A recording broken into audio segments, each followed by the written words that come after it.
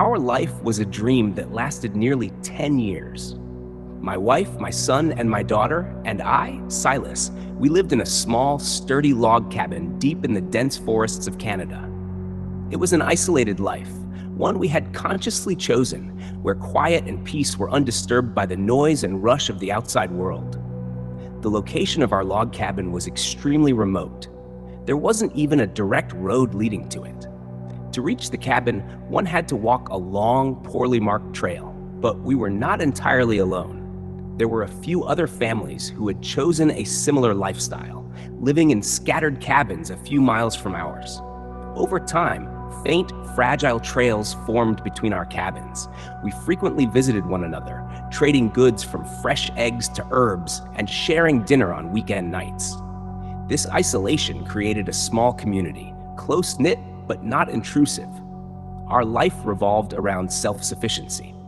We had a small garden to grow vegetables and raised various livestock, mainly chickens, a few pigs, and a herd of beef cattle. Life passed slowly, peacefully, and predictably. For many years, everything was good and quiet. But then everything suddenly changed. It was a cold night in late autumn. I was, as usual, staying up late in the living room, reading by the warm fire. My wife and children had long been asleep. Around me was the perfect silence I cherished. Suddenly, the silence was broken by something outside. I heard the livestock begin moving in a panic.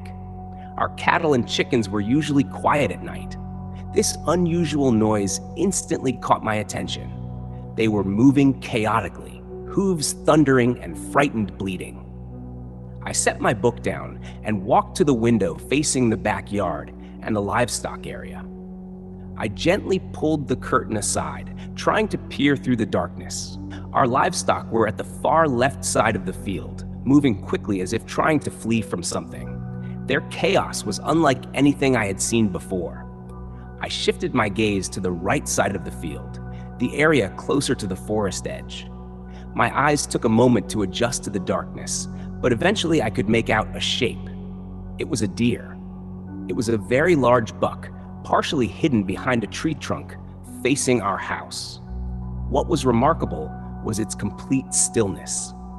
It wasn't grazing, wasn't moving, showed no signs of fear or curiosity. It simply stood there, staring in the direction of the cabin. I couldn't be sure if it was looking directly at me through the window, but its presence filled me with an overwhelming sense of unease. I had no idea why the livestock would be terrified and fleeing from a deer. Deer were common in the forest, gentle, usually scared of noise.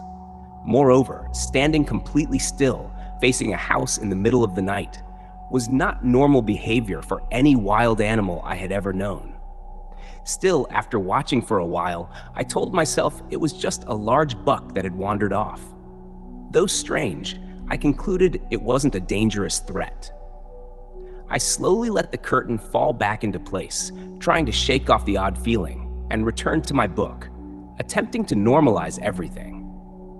I believed the matter would end there, but I was wrong. This was only the beginning. After that first night, everything went back to normal for a few weeks. I tried to push the image of the large deer and the livestock's panic out of my mind. I told myself that isolation and fairy tales had probably made me too sensitive. Peaceful life continued with the daily work of tending the farm and hunting in the woods. I almost forgot about the incident. However, a few weeks later, that peace was shattered in a much crueler way. It happened in the middle of the night. My wife, Sarah, woke me up.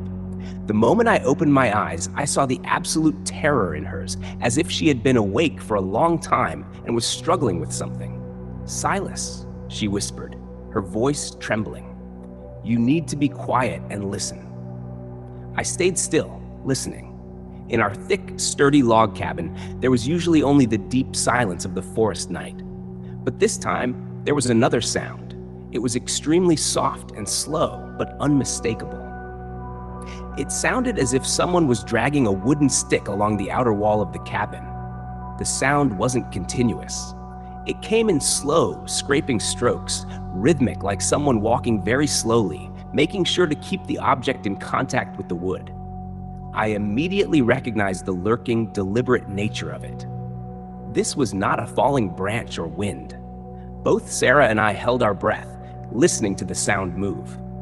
It started at the corner of our bedroom, went along the wall, past the living room, and continued moving, slowly and steadily, around the perimeter of the cabin. It was as if someone was walking a perfect circle around our home, intentionally leaving an audible trail on the wood. My anxiety doubled. Whoever or whatever it was, this was a deliberate act of harassment. Who walks around someone's house in the dead of night like that? After the sound completed its circle, a long, tense span, it stopped completely. I heard no footsteps leaving, no rustling leaves. The silence returned, but now it was broken only by my pounding heartbeat and Sarah's unsteady breathing. I immediately jumped out of bed. "I'm going to check," I whispered to Sarah. The first thing I did was rush to the kids' room. I needed to make sure they were safe. After seeing they were still sleeping soundly, I grabbed my hunting rifle, which was kept ready near the door. I began checking every window in the cabin. I looked outside carefully, bit by bit, trying not to expose myself. Nothing at the living room window, nothing at the kitchen window, until I reached our bedroom window, the one where I had seen the deer before. I gently pulled the curtain back a tiny corner, holding my breath, and I saw it again. That large deer was standing in the darkness at the edge of the forest, facing our bedroom window, exactly where it had stood weeks earlier. It was completely still, facing me. It did not move, simply standing silently in the night, staring toward the cabin. This coincidence was no longer a coincidence.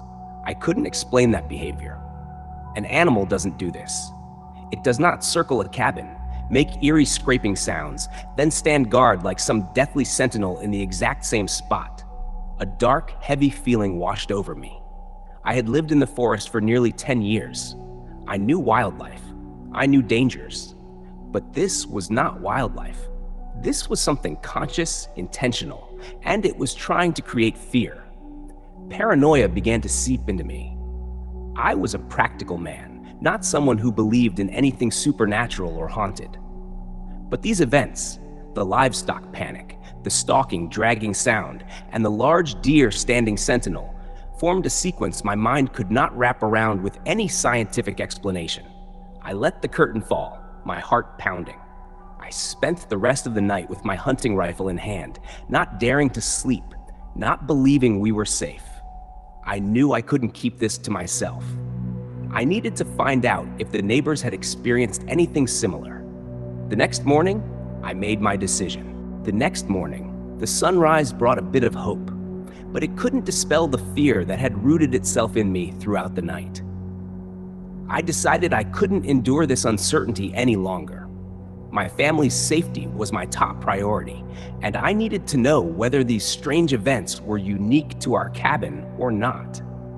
I told my wife, Sarah, to keep the kids inside and make sure every door was securely locked. I tried to reassure her that I would return quickly after walking to the nearest neighbor's cabin. Sarah looked at me with worried eyes, but she understood that I needed to do this. I prepared a small backpack and took my hunting rifle, although I hoped I would never have to use it. As I stepped out of the cabin and walked down the faint, cold trail, an indescribable tension settled deep inside me. For the first mile, I walked quickly, but my mind was trapped in a loop of denial and searching for explanations. I tried every bit of logic and knowledge of nature I had to rationalize what had happened. Maybe it was a rabid animal brushing against the wall? Maybe it was a group of foolish campers trying to prank us? But none of the explanations convinced me. The more I thought about it, the more terrified I became. The stillness of the forest, usually a source of comfort for me, now felt suspicious and hostile. When I was halfway to the neighbor's cabin, something changed. It was a strange feeling, a deep, instinctive discomfort, a powerful sense of being watched that made the hair on the back of my neck stand up. It wasn't a thought. It was a physical reaction, an alarm bell ringing in my skull. And almost immediately after that sensation, I heard the sound.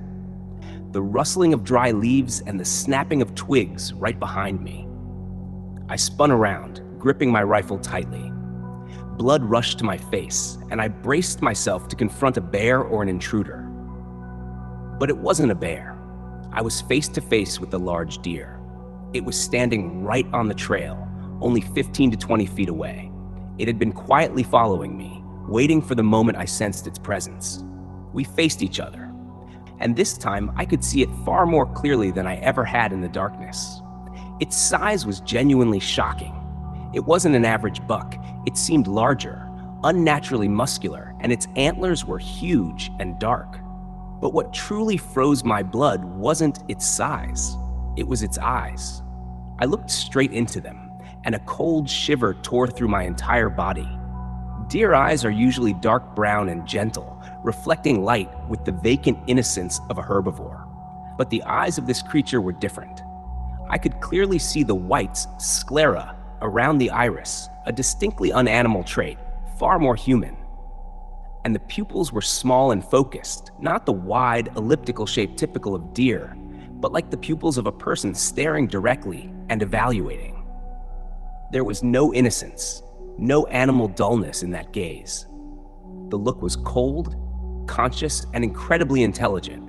It stared at me as if it were looking into my soul, and it knew exactly what I was thinking. The truth hit me like a punch. This was not a sick deer or a rabid animal. It was something that had taken the shape of a deer. The terror I felt the previous night was nothing compared to this moment. Every rational belief I had collapsed. I had witnessed something I believed could not exist. I didn't bother turning politely or retreating.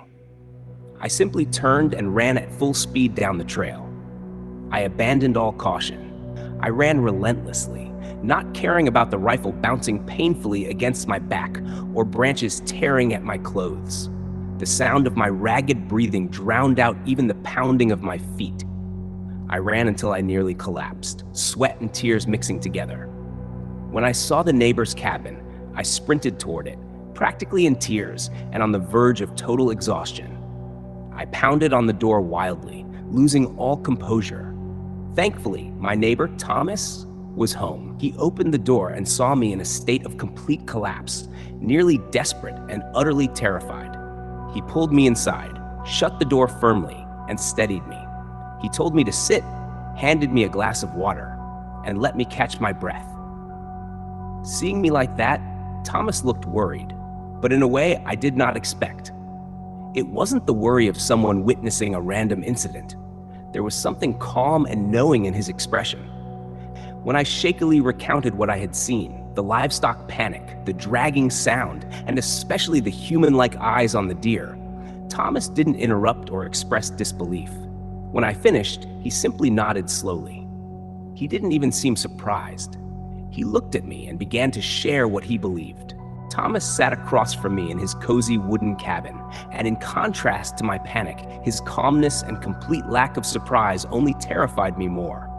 When I finished recounting every horrifying detail, from the eerie scraping sound to the human-like eyes on the deer, Thomas just looked at me with an understanding gaze. He took a deep breath and began to speak, his voice low and steady, as if he were discussing the weather. "Silas," he said, "what you saw.